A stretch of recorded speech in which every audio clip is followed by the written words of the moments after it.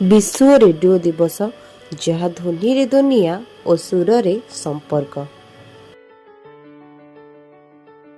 आजिर digital जुग रे radio ताहार अस्तित्व और गुरुत्व रखिछि। एबे एफएम चैनल, ऑनलाइन रेडियो और पॉडकास्ट माध्यम रे यह एक नूतन रूप नेइछि। युवपीढ़ी मध्य एहाकु नुआ भाबरे ग्रहण करुछन्ति।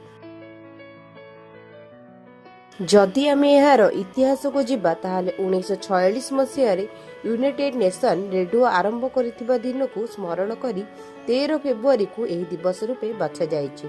रेडियो मानव सभ्यतार एक विप्लव आनिथिला। टेलीविजन, इंटरनेट और सोशल मीडिया आसिबा पूर्वरु रेडियो हेउथिला सूचना और मनोरंजनर प्रधान माध्यम। भारत रे मध्य रेडियो रे एक दीर्घ इतिहास रहिछि।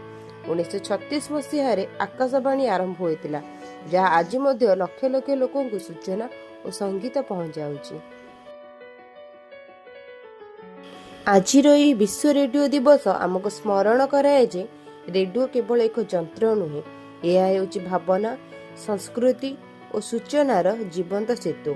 आसंतु एही दिन रे आमे रेडियोर अवदान को सम्मान करिबा और सूचनार एक शक्तिशाली माध्यम को आगु को बढ़ाइबा।